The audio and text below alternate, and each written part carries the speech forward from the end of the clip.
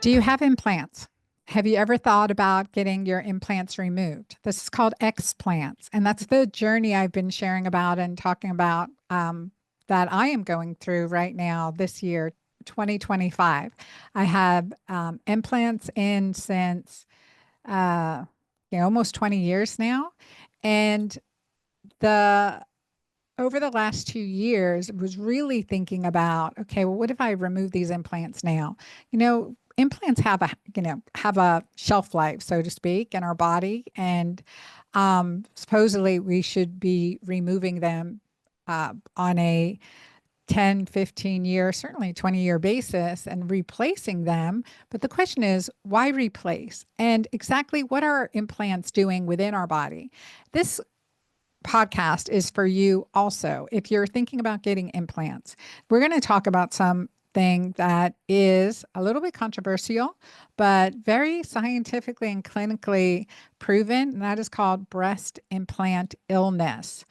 And the journey, what symptoms indicate breast implant illness and why does it even happen today? Also, going to talk about more on my explant journey. And I do want to thank all of you for commenting on my blog, my newsletter, and also my social media about this and sharing your stories. I've heard from so many of you, your explant journey or implant journey, and your concerns, your regrets, your questions, and your successes. Like from everyone that I've heard from who has done an explant, I have heard only positive things. Only heard positive things. And then, of course, the consideration, and this is the decision that I've been making. I did a deflation of half my implant on both breasts to get an idea how much breast tissue is even left. I know this is personal stuff and it's hard to share, but I know, I know this may help someone listening as well as maybe someone you know. So the process for me has been deflation and to decide, do I want a mastopexy or not? Did I want the implant removed in removing the capsule as well? So today on today's show, I'm bringing you actually an expert in breast implant illness who has had her own explant journey and talks about breast implant inflammation, they cause inflammation within the system. Again, not for everyone, but for a significant number. And maybe that's where you are today. So I'm going to have her share her story. She has an amazing journey. She's been an incredible advocate for women with breast implant illness as well as explant journeys. So with no further ado, let me introduce you to Candice Barley. Welcome, Candice. It's so good to have you here today. Thank you so much for having me. I'm very excited to talk with you today.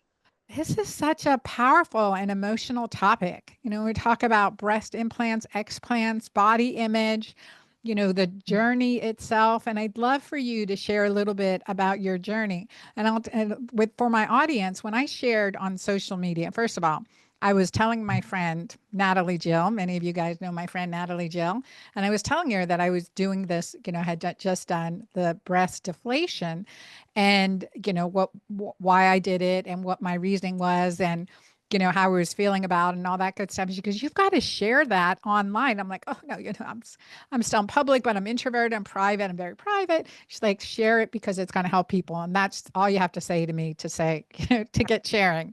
So I know it's going to help people. And so I shared that and Candice heard out to me. She goes, this is my field. I've been studying this. You will not regret it, and you gave me some great comments. You also said, I'm not pro deflation because of these things that you've seen. And so we're going to talk about that too. And, Yep. but first tell us, why are you so passionate about this? Well, because it's my story. It was my journey. I got breast implants when I was 24 years old. I had children very young. I had breastfed, two children. I didn't have much to start with. I was bullied in middle school and high school, which is a story that many women have. And so once I was left with nothing again, some of those, childhood traumas resurfaced. And so I decided that it was a good idea to go get saline breast implants. I thought those were safe based on the research that I did that was available at the time. And so got myself a pair of very small saline implants. And within 6 months. When you say very small, like 100 cc, A cup, B cup, C cup? I was a B cup. It was about 250 cc's, but I had no breast tissue, zero. So that put me at about a B cup. And within 6 months, I started struggling with chronic fatigue. Mind you, I'm 24 years old. So much so that I went to my primary care and said, I am so tired. I think I've developed thyroid issues. My family has it. I think I finally have thyroid issues. Ran all my labs. Everything was fine. They said, it's just because you have 2 kids under 4. And I'm like, wow, when I had 2 kids under 2, no one was sleeping through the night. I was never this tired, but okay, I guess this is motherhood. So just upped my caffeine intake and rolled with it. Within 2 years, I had my first saline rupture. This is actually pretty common with women who have very little breast tissue because the implants tend to ripple, and those ripples wear down, and the implant will rupture. So, well, I want to just emphasize how, like, for when you look at these implants, and I'm a surgeon, and when we look at these implants and you feel these implants, they are so thick, right? They're not like water balloon implants. right. They're really thick. That's substantial to have a rupture. So it was also because the tissue around it was inflamed and eating into the implant. Do you think? No, it's primarily because my capsules, the scar capsule that forms around the implant, were very thin. It's just when you don't have enough pressure on the implant from breast tissue, it creates a rippling. The implant literally ripples, and you can see that through. So when the implant has this wear all the time, instead of being pressed firm like this, it just with time wears down, weakens, and can rupture. Okay, so for our audience that's listening, you guys can go over to my YouTube channel at The Girlfriend Doctor and see this on video, and you can see she just held up a breast implant. Yes. So they told me, oh, this is super rare. No problem. We'll replace both of them. 2 years later, another saline rupture. Wow. Was riding a roller coaster. Just nothing hit them. It was just, again, they said they think it's because of the wearing down of the areas that were rippling. So replace those. After that, I started noticing I had restless leg syndrome. Mind you, I'm around 27 years old at this time. Restless leg keeping me up at night. Went to the doctor, nothing they could do. Labs are fine. So I'm dealing with chronic fatigue and restless leg, and just busy in the middle of motherhood, 2 young boys, and decided to have a third son when I was 30 years old. And after that, they had released gummy bear implants, reintroduced silicone to the market, said, we finally figured it out. These are cohesive gel, memory gel, meaning if they rupture, they are going to stay together. They're not going to liquefy. It's not like the old school honey silicone. So I was like, well, this is what I need to do, because I don't want to have another rupture, and these are safe. I mean, they're marketed as gummy bears. I mean, what else? Candy. Right. Sounds delicious. Sounds so safe. So I got silicone gummy bear cohesive gel implants. I believe at the time they were calling them memory gel, the mentors that I had. And within a couple of months of that implant exchange, I began experiencing hormone problems. My thyroid actually levels did change on my lab work, acne. Did you have thyroid antibodies? Did you start to get like autoantibodies? Not until the very end. So this was a 7-year process from when I switched to the silicone implants. What I know, right. But it's not just the implant. All implants are silicone. The shell is silicone on implants, whether they are saline filled or gel filled. the shell itself is silicone and comprised of heavy metals, solvents, and other chemical compounds that over time can microleach and create systemic toxicity. So there's a lot of factors that I've come to learn as to why these symptoms were increasing in my body. One, every time you do an implant exchange, you are cutting open the scar capsule that forms around the implant, which is meant to protect your body from the foreign object. But what happens is, because this is a foreign object, you have dental work or you have anything else where you might have bacteria introduced to your bloodstream, or this could happen at the time of surgery, and you get biofilms and bacteria within that scar capsule. So each time you open that to do an implant exchange, you're increasing your likelihood of biofilms bacteria, or you are releasing those when you open the scar capsule, which increases inflammation. The other reasons that I had so many issues is now knowing my genetics and looking at my immune detox pathways, I know that I do not optimally detox well. So someone like me is a terrible candidate for a foreign object in my body because it's going to create lots of inflammation. So eventually, fast forward to 7 years, and I'm bedridden. I have liver disease. My liver enzymes are doubling and tripling every 4 weeks. I'm scheduled for a liver biopsy. I have full body tremors. I have heart palpitations. I worn a heart monitor, trying to figure out what's going on with that. Difficulty breathing, hair loss, and I'm in bed for 18 hours a day. Major food sensitivities, SIBO. I'm a mess. I eat organic. I don't drink alcohol. I start working with a functional practitioner. They run all my labs. My labs are finally a wreck. I always say your labs are fine until they're not. I work with so many women who continually go to the doctor and have their labs run and they're fine. And they're like, something's wrong, something's wrong. And then eventually, if nothing is ever addressed or figured out, you don't get to that root cause, eventually your labs will not be okay. And that's what happened to me. Everything was in the red. So through divine intervention, I found out about that breast implants could potentially cause symptoms. I found out about breast implant illness. And so this is around what year? This is 2018 or 2019. I always get it. I'll be 6 years this year. So that must be 2019. So yeah, for all of 2018, I was pretty much bedridden. My mom moved in with me to take care of my youngest son. And I saw probably 5 specialists, and over the years, 10 different doctors with no answers. And so I found at the time a Facebook group that had recommendations for explant surgeons. I discovered that it was important to remove the entire scar capsule around the implant, not just the removal of the breast implant. And when I did that, I scheduled my surgery, and within 8 weeks of removing my breast implants, my liver enzymes returned to normal. My biopsy was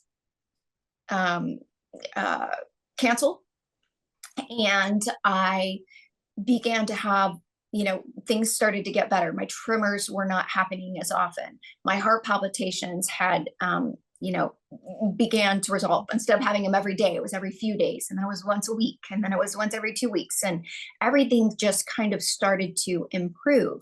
Now, I had so many issues that once I plateaued in my recovery, that's when I started to deep dive into other healing modalities and detoxing and sauna and binders and, really focusing on the liver, glutathione, things like that. And that's when I had profound changes in my health, to the point that I feel better now at almost 48 years old than I did even in my 20s, because now I understand my genetics. Now I understand how to help support my body and And now I help other women along the way. I was sharing all of these things through my social media platform as I was discovering these things and working with specialists in the holistic and functional medicine world.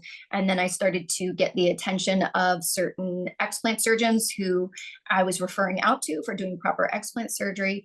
And then they were inquiring about the things that I was doing. And so I partnered with some of them, and now I work privately as a patient advocate and guide women through the whole process of explant surgery. Well, it's been quite a journey, right? It's been such a significant journey for you, and I'm so glad that you're able to share all of this with us. And also, you've worked with like thousands of other women, right? You've worked I with have, thousands of other women and their journeys and their process. One of the big things when we think about, okay, if we've gotten implants for whatever reason, now, removing them, like, and body image reasons and Mhm. self-confidence reasons, now the concept of removing it can be very fearful. And what is your body going to look like without the implants?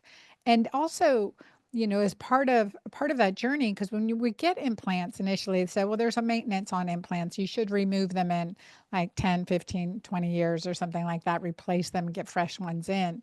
But the concept is, well, okay, you did that a number of times, right? You did that a number of times and just kept getting sicker and sicker and sicker. So what are some of the things when women are thinking, okay, if I'm not having if say I'm not having any symptoms, like in my case, I feel like, okay, I have no symptoms, but I have a foreign body in me that I don't want to grow old with, I don't want to age with. Right. And the issue for me was, okay, well, what will my breasts look like afterwards? What will, my concept of self-image or body image? So what are some of the fears that women come to around this explant journey? Yes, the number one fear is what they will be left with. Many women have had their implants for anywhere between 10 to 30 years. So it's very scary to them to think about what they will be left with. Now, there's a couple of things. One, as you age, as you get older, a lot of times you develop more of a fatty layer on the breast. So you actually, a lot of times, have more breast tissue than you did when you got your breast implants. It's not breast tissue, but it's the fatty layer of the breast. Um, and so many women are pleasantly surprised about that. Now, I have in my book, I talk about options for reconstruction at the time of explant, one being a lift. If you have, I generally say, if you have a B cup or larger and you have significant sagging of the breast, then a lift is very beneficial and can give you a more youthful appearance and lifted appearance and make the breast look fuller. Now, if you have a small B cup, A cup, or less, it is my opinion, based on all of the women that I've worked with, that it's best to wait and see if a lift is going to be right for you down the line. But typically, it's not the best decision to make, because when you're doing a lift, you are taking skin, but some tissue from the base of the breast, which is primarily where you have breast tissue and volume. So if you do that and you're a small B cup or an A cup, you're going to really lose some of that, the majority of your volume. And the likelihood of adhesions goes up when you have less breast tissue. And we can talk about adhesions as well. But an option for reconstruction that a lot of women do, some at the time of explant, others staged out, is fat transfer, fat grafting. And I personally have done it. I did it staged out. I did not do it at the time of explant because I was too sick. I do not recommend that women who are struggling with a lot of symptoms of high levels of inflammation do fat transfer at the time of explant. Best to get your body recovered, everything returned to normal. You've got a lot of, generally when you have that inflammation, a lot of that is inflammatory weight. So it's a lot of water weight. So you're not getting true fat. You're going to lose a lot of that when you transfer it. So but the process of, it's important to have, family that's supportive. A lot of women, though, have never told their family that they have breast implants. So it can feel like a very, lonely journey. That's where some of these groups can be very helpful. Following other women on social media who are sharing helpful information. I spend a lot of time with women in my DMs who are fearful and walk them through. I even send pictures of what I looked like after explant, and then what I, did through fat transfer when I used to work in a surgeon's office for explant. I would literally show women what I looked like, because for me, I always say I see myself in those women. I sat on that doctor's table, and I was fearful, and I so can relate to every part of that journey. And so I'm very open and vulnerable with everything that I've been through, because I've learned so much on this journey, and I've worked with some of the best in the world, and really have honed in and created protocols and strategies for making the best of this experience. Yeah, I love that. And then one of the things when I shared on about my journey, my explant journey, I have to read you some of the comments that I received to my newsletter. And Mo had written in, she said, "I'm happy to hear you are explanting. I did it in October 2024 after 40 years of implants. I did not have problems, but I felt I wanted to be healthy without those toxins in my body. I had read Dr. Amanda Savage's book that was extremely helpful to prepare. I had a 400 cc implant and went to an A cup. It's been an easy process with no problems. It's about mindset and loving your body the way it was intended. Good luck," she says. So, and Lorraine wrote in, she said, "I just want to encourage you on your journey. I had implants for many years. The first ones were removed when I had bilateral mastectomies for LCIS. And the second set was removed almost 20 years later because I thought they were contributing to chronic illness. She said, I was shocked when the plastic surgeon said I wouldn't be flat, I would be concave. So I ended up having DIEP reconstruction. It was a huge surgery that required a long 6-week recovery, but it worked, and I'm very happy with the results. I know this may not be an option for you after explant surgery like it was after bilateral mastectomies, but I do believe your health will improve and your self-confidence will blossom." So I love it. She said, "You're a strong, beautiful woman, and explant surgery won't change that." And I think one of the fears is that concept of, the concept of um, the concave breast after the fact. Yeah, that's what I had. And I, again, have seen more breasts in my life than I could ever imagine, and seen every different scenario afterwards. And, it can be very difficult, but I'm grateful for that part of my journey. And I find that a lot of women, though it's a difficult part, there's a lot of inner work that happens during that time where you learn that you deconstruct all of these things that we've been led to believe, and realize that you are much more than your breasts. Now, Right. I got to a point where I felt like I had done enough of the inner work, and I was ready to do a small fat transfer, because I had these adhesions, because I was concave, and it's important to have realistic expectations. This is not about, a fat transfer is not going to make you look like you had breast implants. What it's going to do is bring about uniformity and a nicer shape, and kind of restore you to probably what you were before you ever had implants. And that's kind of the way that I look at it, is like a reset, getting back to my original body. But I have to say, even if I was never able to do that, I never once regretted removing my implants. It was the best decision I've ever made. And that's what I hear from all women that I work with. There's things that you don't realize that you haven't.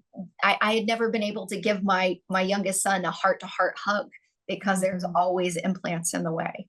And the shocking, realization that you can breathe in in a fuller way than you've ever been able to breathe with implants. And that's not just because of the weight of implants, it's because of the scar capsule that can form and create a pulling on the actual rib surface over the lungs. And so that's why a lot of women feel they can't take deep breaths, is actual scar tissue from the scar capsules around the implant.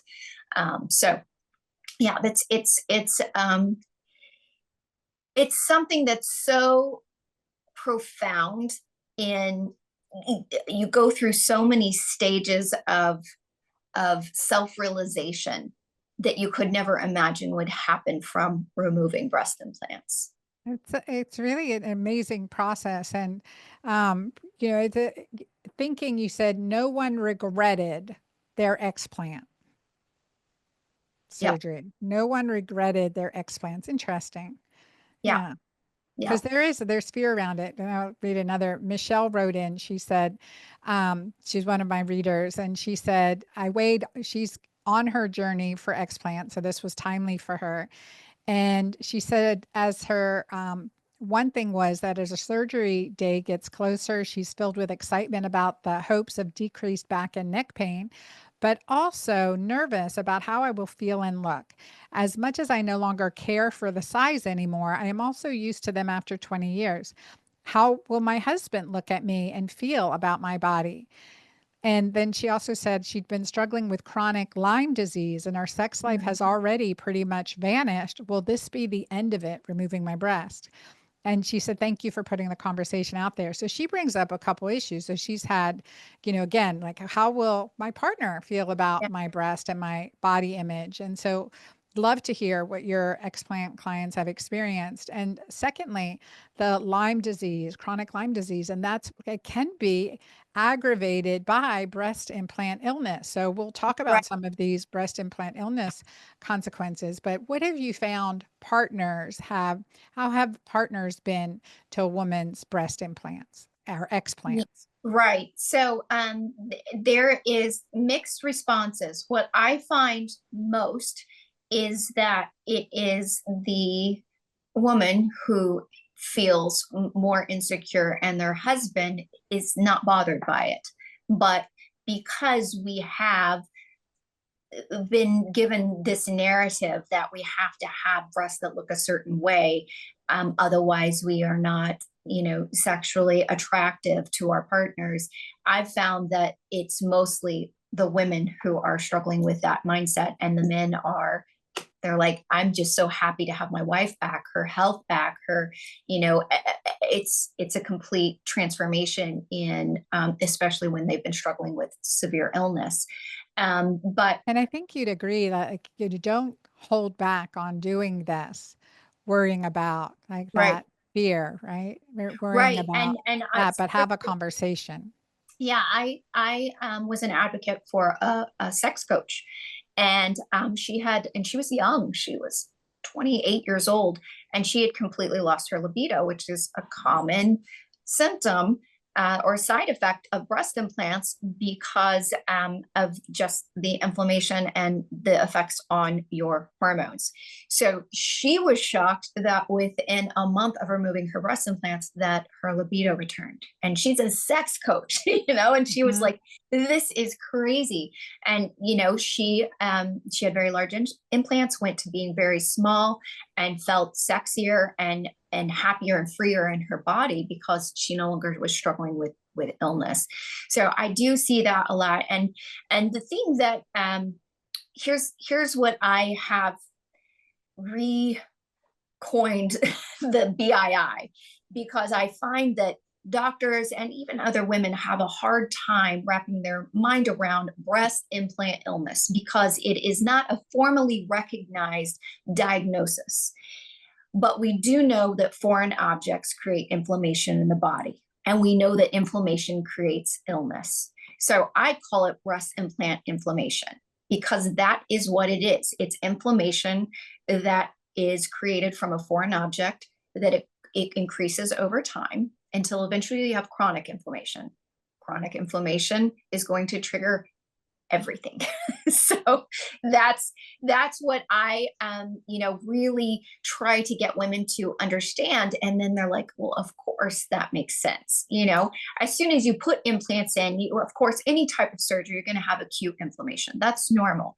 That's a healing and healthy response of your body. But over time, that acute inflammation turns chronic for many women. And it can be a matter of weeks or months, or it can be someone like me that is years until finally you're bedridden. But having worked with so many women and worked with a lot of young women, it's really been shocking to me to see that some women are, and I'm talking 30 and under, are struggling with symptoms so severe that they have their implants removed in the first year. Oh, yeah. I mean, and we'll talk about some of the symptoms in your book. It's the Explant Book. Your first chapter, you go in what is breast implant illness, and what are some of the symptoms of breast implant illness, and they can be a constellation. I mean, there's a constellation of symptoms. So I'm going to share with you that another reader wrote, Shelby, she wrote in, she said, I'm so happy you're sharing this. I was sick from the moment I got my implants, 10 years, but I never put it together, and neither did any doctor. She said, I explanted 1 year ago. So after having her implants for 10 years, she goes, oh man, let me tell you, it's been a journey of going deep. For me, all kinds of false beliefs came up for me to process ideas on being a woman, a Christian, a wife, a mama, etc. All kinds of spiritual, emotional energies came up so I could process. It's been a very freeing process. I love to support you on your journey. This is a deep journey and we need each other to walk it out. She said, I'm still healing in all the areas, but I'm very grateful for this experience. Yep.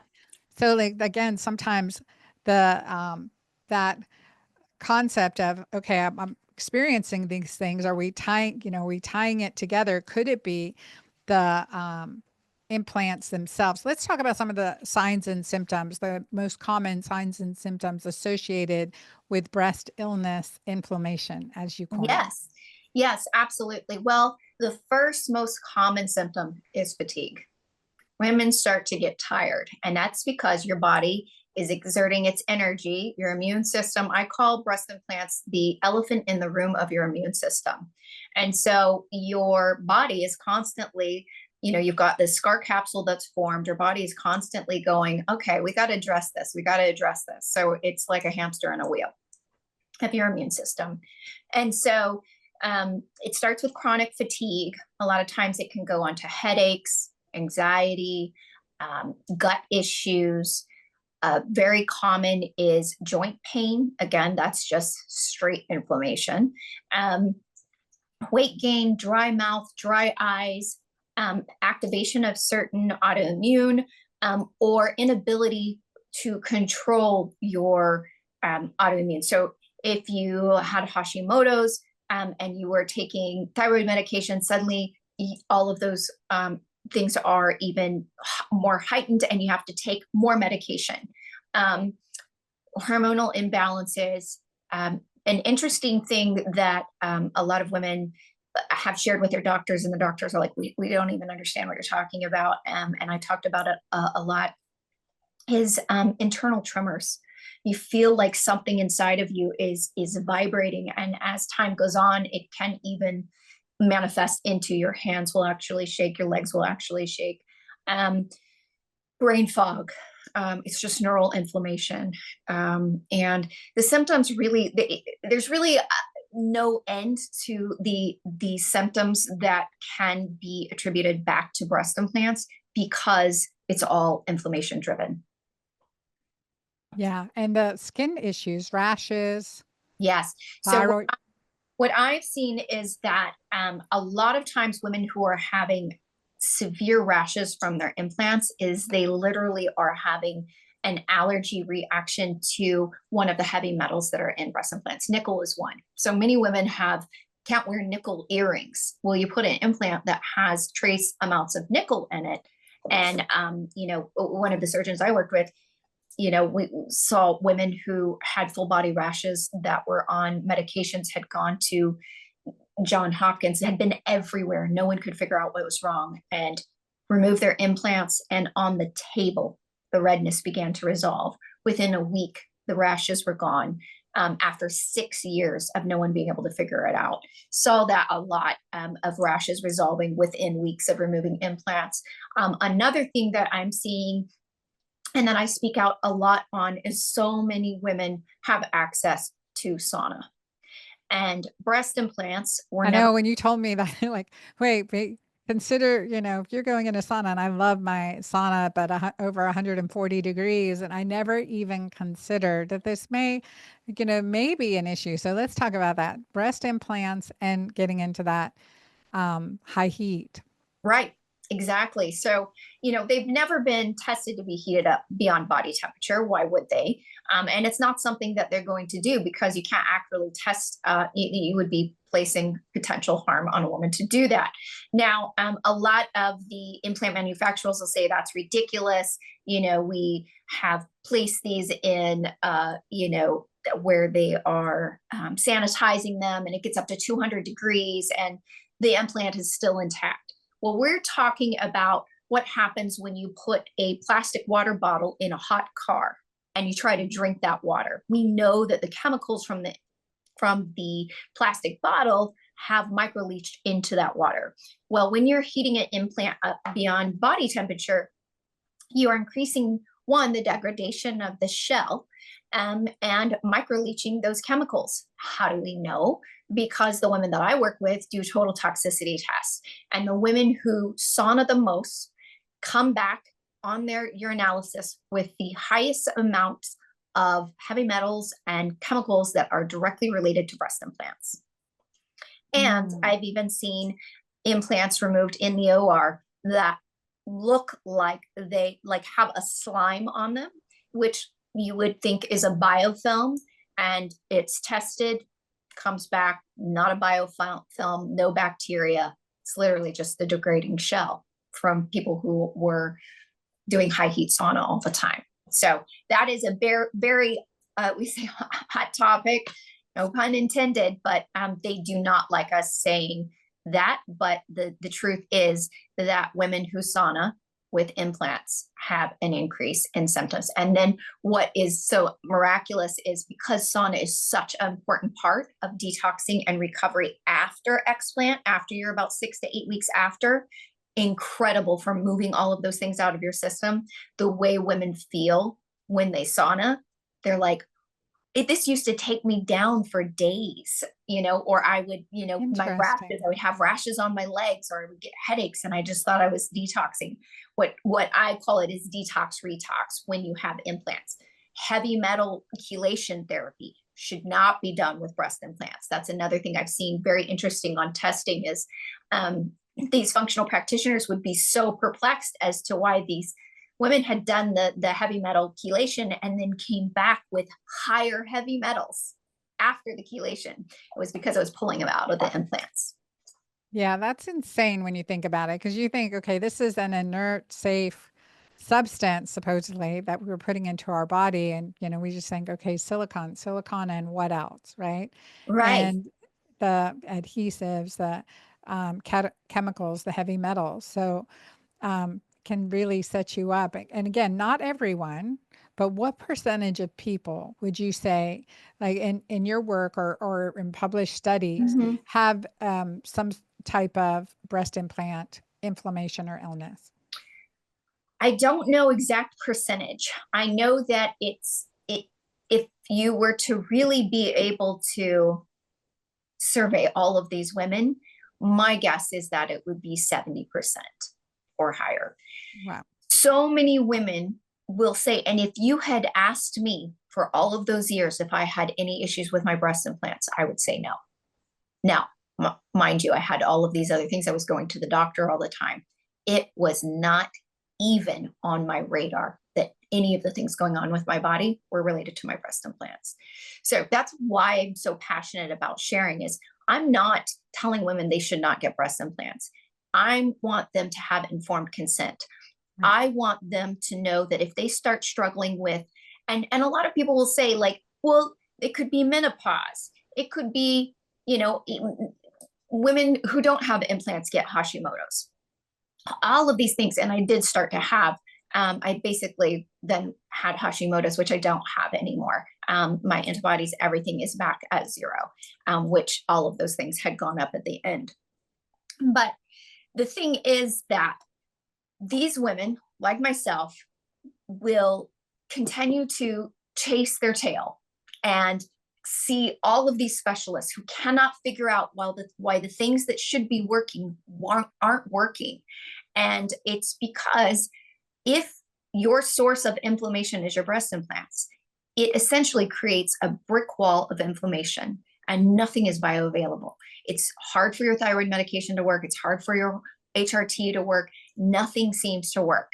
And once you remove that source of inflammation, suddenly all of those things seem to miraculously work. We've seen women who have to get off their or reduce their thyroid medication within a month because it's suddenly so bioavailable. So that's fascinating. And when we think about the breast tissue in general, and we think about, okay, we're putting in an implant. So surgically implanting, typically below the muscle, above the rib cage. Right. And this is where that implant rests. And then your body creates a capsule over that implant. Right. And sometimes you can examine your own implant and see, okay, does this capsule feel smooth? Does it feel hard? And I'm a gynecologist, so I've examined many breasts, and you can feel those immobile, hard capsules. Yeah. So what's the range? Like, is there more disease with those harder capsules versus, I always thought, oh, I have a soft capsule, the implants are mobile, there's no inflammation, tissue changes, that's okay. Yeah, it's interesting. So, like I had very thin capsules, a pattern. So because I worked with so many women, you start to notice patterns, right? And so the pattern that I've noticed is that women that have very thin capsules tend to have substantial symptoms. And I'm not sure if that's just because the capsule is so thin that more chemical contaminants or biofilms are able to release. It's easy to tear the capsule and it heals back. But, I've just noticed more issues with thinner capsules. It's not, it's a collagen building process. So that's versus a thicker capsule, a thicker wall. Right. Unless you're talking capsular contracture, which is generally, it's your body rejecting the implant, really trying to get it out of there, and overproduces collagen and creates a very firm capsule that can even restrict and become calcified within that. And so that's where those can get very hard and very painful. What's interesting is, and another point with what breast implants do that no one really talks about is it's, of course, near your axillary lymph nodes. And I was continually going to my gynecologist and saying, I've got these lumps. I've got, I would find lumps all the time, and they would. So speaking of like the axillary lymph nodes under the arm, so everyone can feel like the axillary lymph nodes under the arm. And when we're doing our breast exam, we always feel way up under the arm because breast tissue extends up there, and also above the clavicle. We feel those lymph nodes. Okay, so you would find women with axillary lymph nodes? Yeah, including myself. I had that often, every few years, so much so that they would say, okay, we need to do an ultrasound or a breast MRI. And I would always come back with reactive lymph nodes. And I would be like, what are they reacting to? Why do I have swollen, painful lymph nodes? What are they reacting to? And no one ever said, well, it might be your breast implants. And I never was like, oh, it might be my breast implants. I just thought it was a mystery that for, off and on for 10 years, I had painful reactive nodes. And when I removed my breast implants, within about 3 months, those went down. And I have not had a single one since. Now I'm going on 6 years. The other thing is I could not sweat. And I thought that was, just meant I was a lady. I don't sweat. And I find this a lot with women with breast implants. Over time, they will lose their ability to sweat, which is, of course, how you detox your largest organ. So you are slowly building up more and more systemic toxicity, and contributing to a lot of times a sluggish liver in addition to that. So just a lot of effects on your body's ability to detox. That's important to know. And again, when women are seeking out your help, like they're concerned about breast implant illness. And so they're, thinking about these things. And some of you listening may think, oh, I, have implants, but I haven't had any symptoms. So I want to talk about that too, because that's like my story. And Right. it's part of my journey is, postpartum and some, song had written in one of my readers, and she had in comment to my explant surgery, she's like, I've been thinking about it since I was done breastfeeding my second child, getting implants and to improve my body image, et cetera. And I was concerned now as I go through perimenopause, like I'm still wanting implants, but again, I'm concerned. So this was it's a timely discussion because we think, Yeah. okay, we associate breast with femininity, et cetera. And, just like erase that, like be sexy with, no breast. I mean, really just embracing that. So I want to rebuild that sense of self-confidence. And a little bit of my journey is that, okay, the implants are soft. I had the capsules probably very, very thin, very soft, no issues. I've done thermogram, I've done breast MRI, I've done mammogram. I don't do regular mammograms, but periodically I will still do a mammogram every few years. But now that I'm doing more of the MRI, I don't. That thermography, and I'm like, okay, I'm not seeing really any significant issues. So maybe my breasts, haven't had any impact on my implants, haven't had any impact on my health. And so as I was talking with my breast surgeon, and my breast surgeon who did my implants, I went back to Georgia to see her. She's a meticulous surgeon.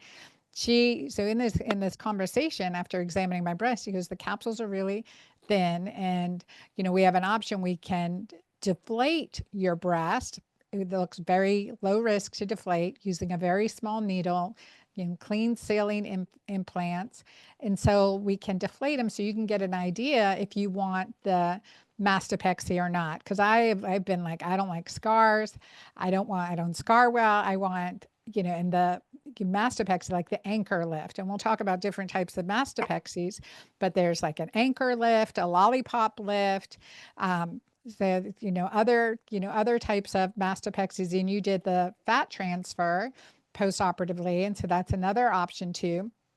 But I was like, I don't want those scars. I don't like the anchor scar. I just, but I know if I go to my surgeon, she's a meticulous surgeon, it won't be terrible. But I don't even know that I want that, because maybe just get the implant out and, be satisfied with what I have. Right. So I was deciding this. So we did the deflation in the office that day, and my implants were 500 cc's because I had been, part of when I got my implants in, it was after my son passed away, and I was breastfeeding him. He was 18 months and 3 days old, and I was still breastfeeding him. So and then from that moment, from that day, I produced not an ounce of breast milk, didn't have another period. My breasts were completely empty socks, Mhm. Candice. I mean, that's how they felt. And Oh, yeah. my husband and I, had a conversation, like I was feeling, oh, now my husband's going to leave me. And I had those fears. Yeah. And so I went to my colleague and amazing breast surgeon, Dr. Diane Bowen, and she examined me. She goes, I just want my B cup back, but I don't want the anchor lift. I don't want any other scars than what you absolutely need to have to put these implants in. And I was like, okay, give me back to a B cup. I'm gonna be happy with a C, but I was like totally double D breastfeeding, right? Yeah. And so but I want no other scars. So don't take any, don't do that. Yeah. She's like, okay. But when I woke up, I had a size D, maybe D double D cup, 500 cc's implants. And her reasoning, she said, because first because of the loose tissue, without doing a mastopexy at the same time, we had to use large, we had to keep going up in size for the implants to get you to do this surgery without it. So I woke up with, a double D cup, and which I'd been used to now for years of breastfeeding children. And, it was a lot. It was a lot. It was a learning curve. It was a transition time period. So when I as I go on this journey to remove the implants, I was like, okay, what did I have? What do I have left? Because there I was postpartum, and now I'm post-menopause. Like, what breast tissue is going to be left? What's part of this decision? And we talked about just removing the implant and leaving the capsule in, if there's no other issue, no signs of anything. And you said, don't leave the capsule. No matter what, don't leave the capsule. So I want to dissect this out a little bit more with you and your philosophy around this too. Yeah, well, it's based on the women that I've worked with, the surgeons that I've worked with, and what I have seen. I have seen women who have virtually no symptoms with their implants and who remove their implant only and leave the scar capsule and suddenly have symptoms. And that can be for a multitude of reasons, but primarily what it's related to from my experience is biofilms and bacteria. So surgeons will perform PCR testing on the scar capsule, and up to 35% come back with different types of bacteria, everything from Cutibacterium acnes, which is a normal, skin bacteria, but not good to be inside your body, inside a capsule, to E. coli. I mean, everything. A lot of times the E. coli is interesting, is that those women have had a colonoscopy in the last 3 years. So, that's bizarre. Well, if anything happens where there's any type of perforation and you get a release into the bloodstream, when you have a foreign object, that's why a lot of times they used to say when you have implants or any other foreign objects, you should be on antibiotics before dental work. And we have seen the bacteria that's within the mouth in the scar capsules, because your body goes to the foreign object, and a lot of times those bacteria get deposited there. Also, if you breastfeed, we know that this is, milk comes out, but that's an opening. And so there's a lot of times the potential for bacteria to go back in, and it hangs out within that scar capsule.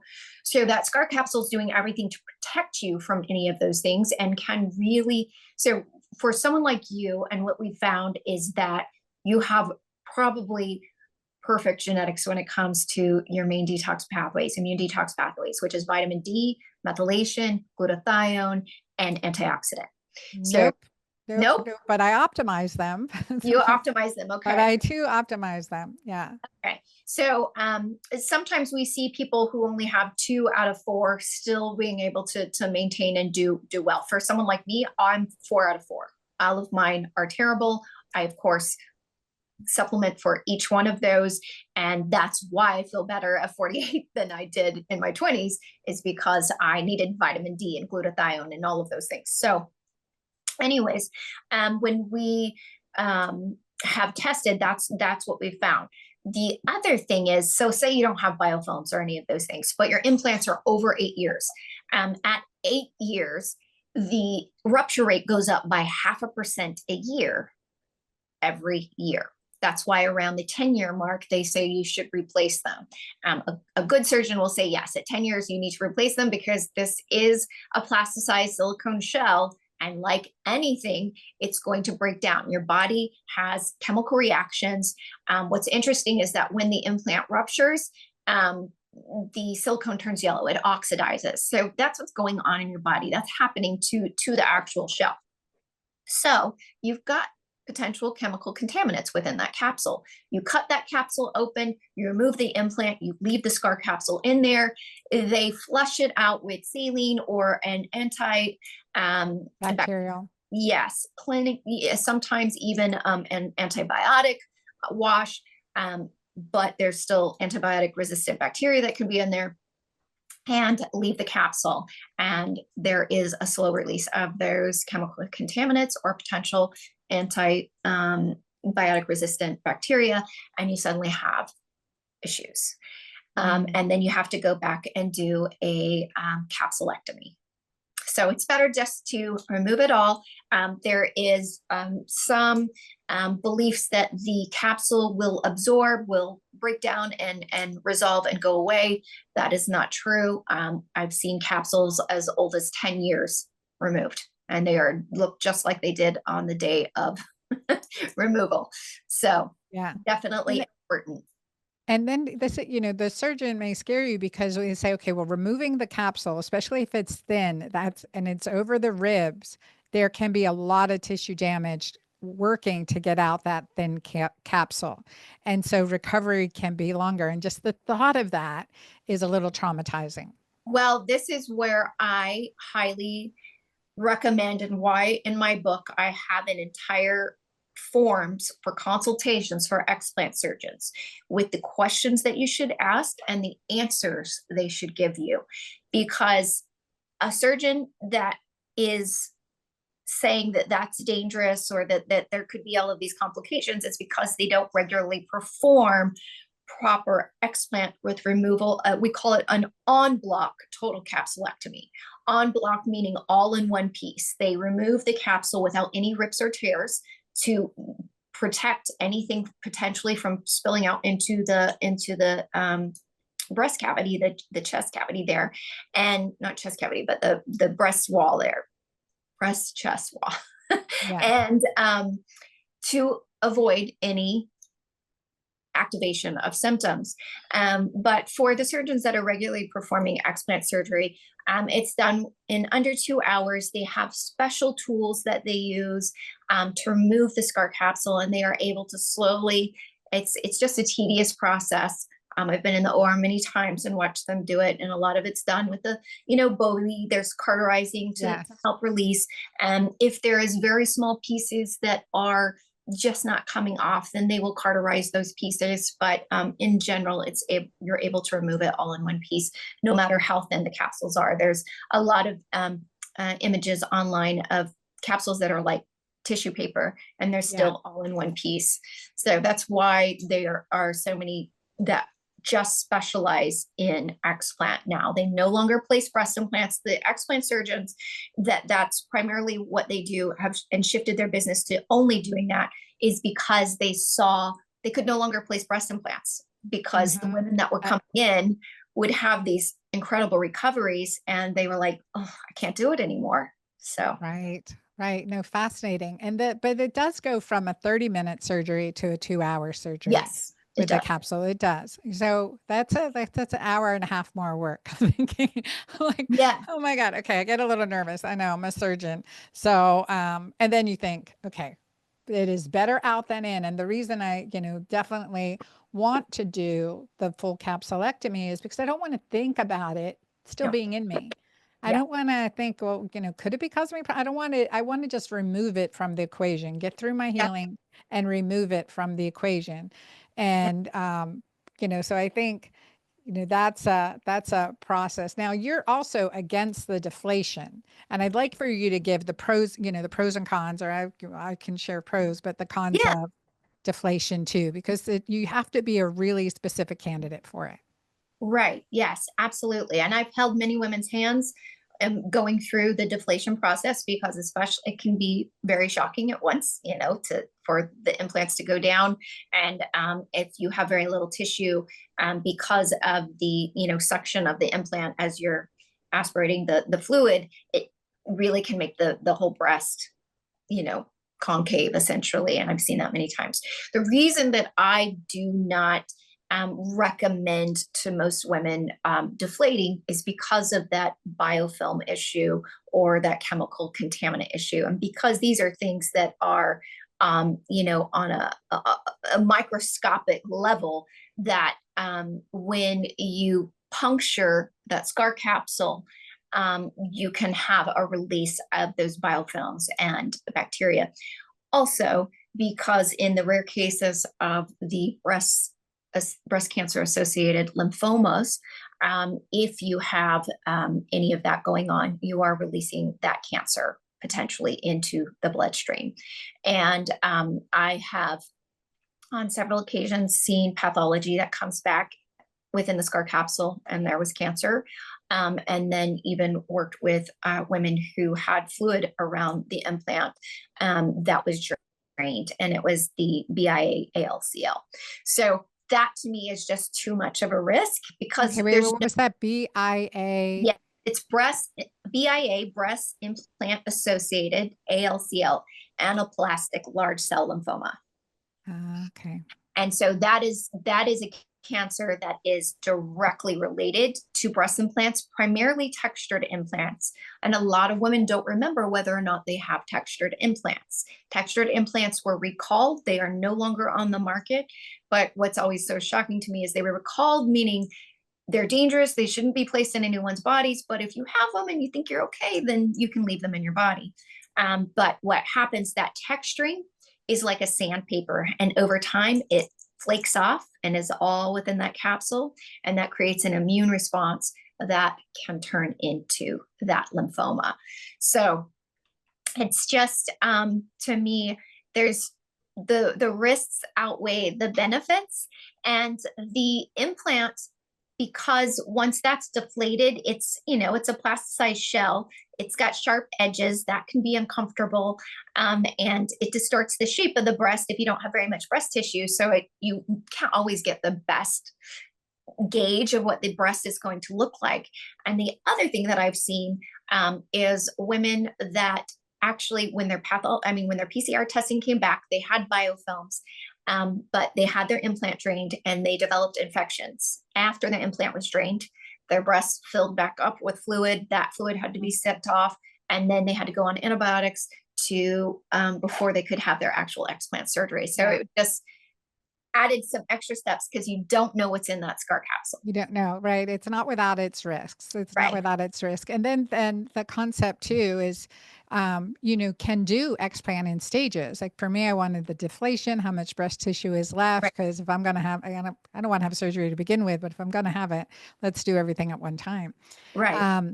So it was to see, okay, did I want the breast lift, the anchors lift, or whatever that I have to have, the different types of, mastopexy, Right. at the same time, to see how much breast tissue do I have after having these 500 cc's implants in? What's Right. really left?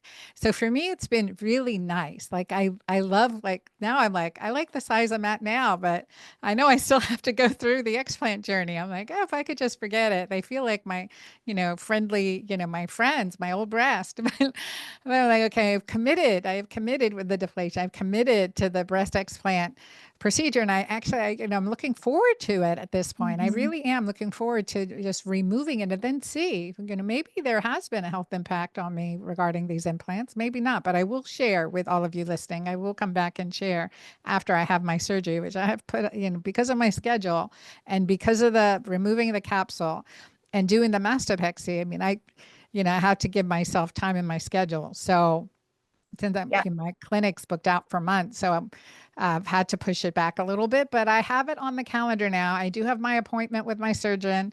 We're going to do the explant with the capsulectomy and the I still think mastopexy at the same time. And then now one more section that I want to talk about is preparing for surgery. And I've talked a little bit about this in my email newsletters, my commitment to preparing a really healthy body pre-op. And that's what I do with my patients. Okay, pre-op, opening up those detox pathways, really, supporting detox, antioxidant rich, nutrient diet, low inflammatory. It's keto-green for my world. So it's very low glycemic, very alkalinizing, and really focus on those things. And then post-op recovery. So you've built out protocols. And I do want to share your book with our listeners. It's the Explant Book, and we'll put a link. I ordered it off of Amazon. So, and Candice's Instagram is a great resource for you guys. And I'll put all those links below. Let's talk about pre-op and post-op protocols. Yeah, absolutely. So the first most important thing is, of course, trying to get inflammation down any way that you can. So from diet, that's the easiest. That's the low hanging fruit, which means you're going to it can seem extreme, but we're removing everything that can potentially be causing inflammation. So that's dairy, that's gluten, that's, processed foods, that's alcohol.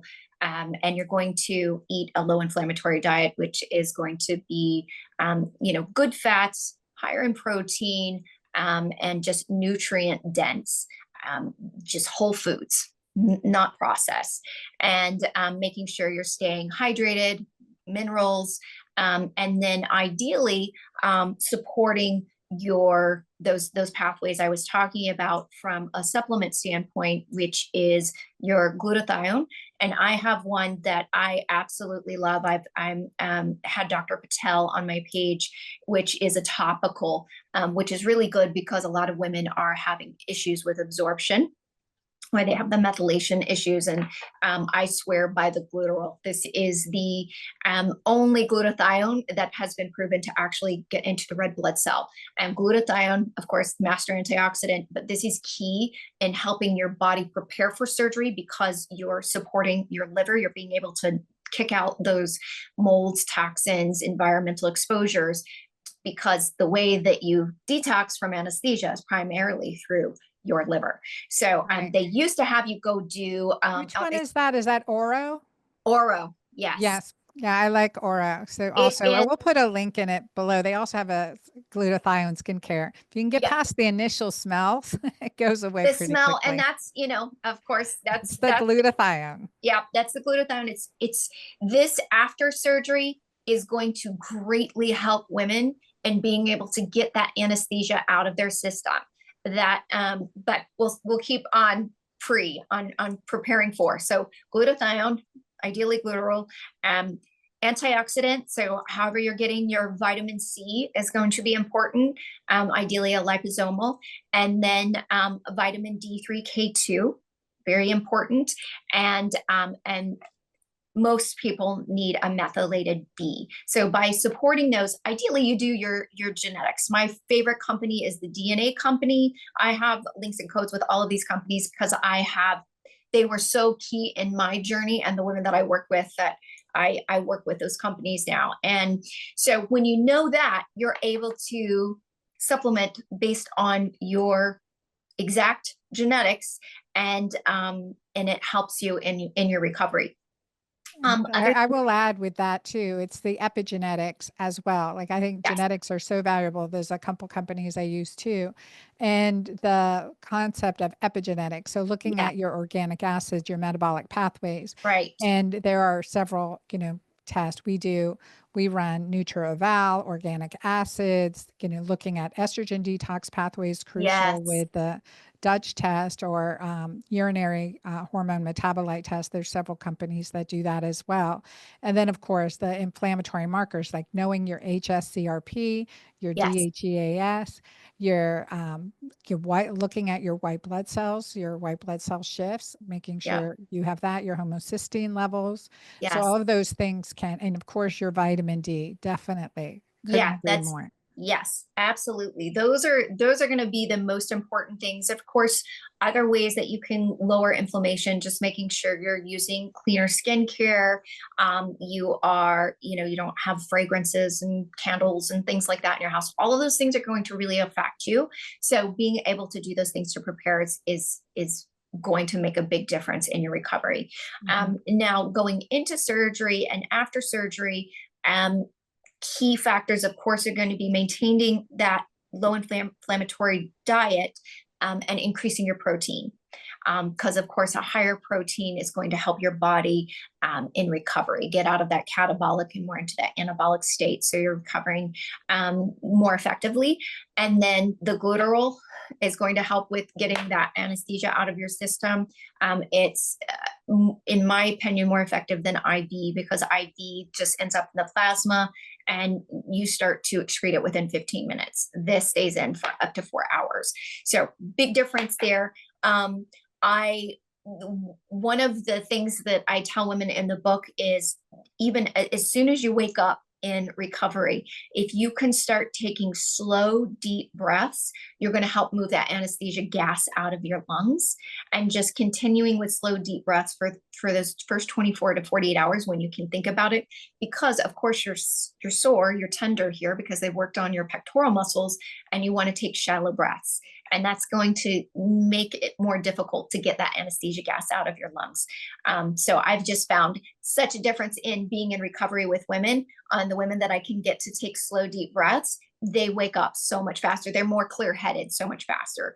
The other thing that's going to be really important is usually a magnesium citrate malate to help you get your bowels moving right after surgery. Because the sooner you can have a bowel movement after surgery, the more clear-headed you're going to feel by getting that anesthesia and those narcotics out of your system. So it's the women that I work with that have a lot of symptoms, it can be hard to get over the anesthesia. So that's why I focus so much on tips and tricks for recovery those first 48 hours after. Yes. Yeah, absolutely. And I think that makes a really big difference. And even like having things like bone broth available Oh, to yes. be able to sip on bone broth, great protein, good collagen, good Yeah. for healing. So, Yeah, I have and a broken. you've got a great chapter in your book on it too. I do want to clarify because I remember had a reader write in about, can you get silicone breast implants deflated? The answer is no, absolutely not. No. Yeah, absolutely not. And then many women had written in about the best breast images, like they're feeling fear of their body image. And like, how will I look in a swimsuit was a common thing people said. And my response wants to be confident and sexy. Yeah. Yeah. And But there's a mindset shift, right? there is, and I share several different brands. One that I really like is OG Self, Original Self, and they have bras and inserts that it was developed by someone who had explant surgery, and these have been really incredible for the women that I work with, in that it's able to give you a little bit of cleavage even if you have very little tissue. It's a padded bra that's designed in a specific way that complements an explanted chest. So there are products, there are women out there who have been on this journey and have created things to help others, because we understand the fears and the difficulties in bra shopping and finding all of those things. And so I share those things on my social media as well, and on my website. I try to share as many resources for women going through this process to make it as easy as it possibly can, even though I don't discount at all that it is a difficult process. Right, right, absolutely. And from the responses that I received, there's not one response that regretted their explants, No. regretted getting explanted. So I think it's just like, it is that journey into feeling like, feeling your body again, right? Feeling your own breast again, Yeah. that confidence in your body and what, how are we showing up in the world? And I thought about it too. And we'll close with this. I knew we had a nice long conversation, Candice, and I thank you for your extra time. But one of the things is when, my youngest daughter didn't even know I had breast implants. And so like, she didn't know, and probably my other daughters didn't know. It was just like, I'd gone from breastfeeding to nothing. And so within, a year after, I was back to looking with the same size breast. And so now part of the explant has been very public, and they're like, Mom, you never even told us you had implants. Now you're telling everyone you're getting explanted. And I'm like, I know, I'm nervous and excited. And, and I think it's like regaining that sense, okay, this is my body. This is how I'm showing up. This is me with my silver hair and, good stuff. And I think it is this transition. We're going through an immersion, and I would think of explant surgery too is part of the metamorphosis from the caterpillar to the butterfly yet again. We Right. go through these different metamorphoses. So if we look at it, okay, I'm waking up as a butterfly. I don't know. That's my mindset.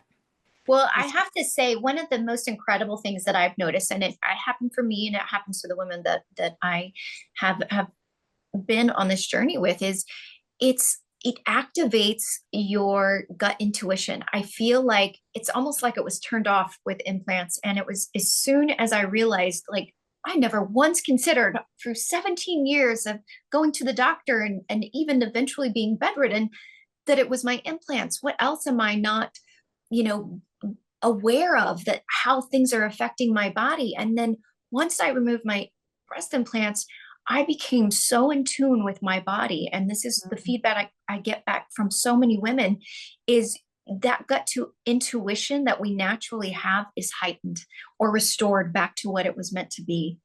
Well, it's that energy flow, like Yeah. removing a barrier to blocked energy. Yeah. So I'm looking forward to that. I I'm will keep excited for it. everyone informed. I will come back after my surgery, God willing, everything goes well. And I appreciate everyone's prayers and thoughts. And Candice, your advice has been invaluable. And all those who wrote in support and sharing their journey has helped me so, so much. So I want to continue to do so.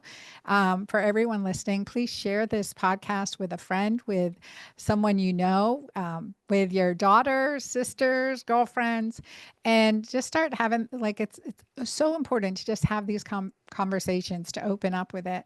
And, and that can help others. Like, I would actively encourage my daughters not to ever consider getting implants. And so, trying to live the example too.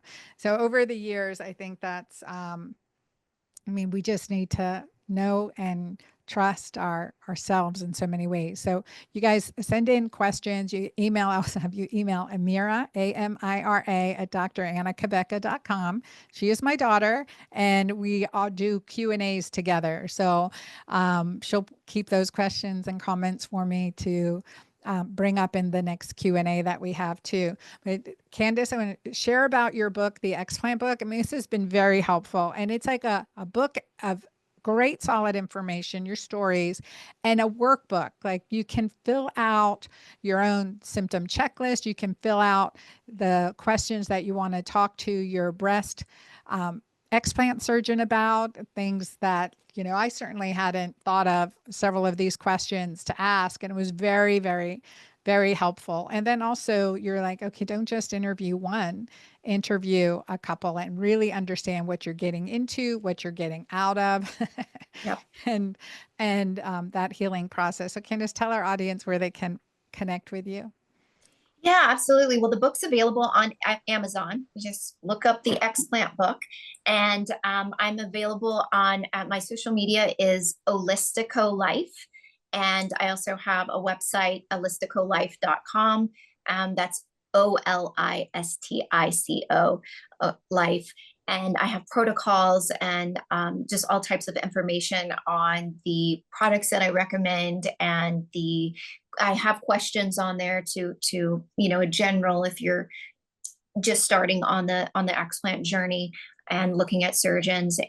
But yes, the book is also now available on Kindle, because I have a lot of people all over the world who are going through this process, and you can download these forms to be able to fill out your own medical history, your implant history, and interview surgeons confidently by knowing what to ask and what the answers should be. Excellent. Thank you so, so much for being here. Thank you for having me. Thanks for watching another episode of the Girlfriend Doctor podcast. Check out all the links below for more.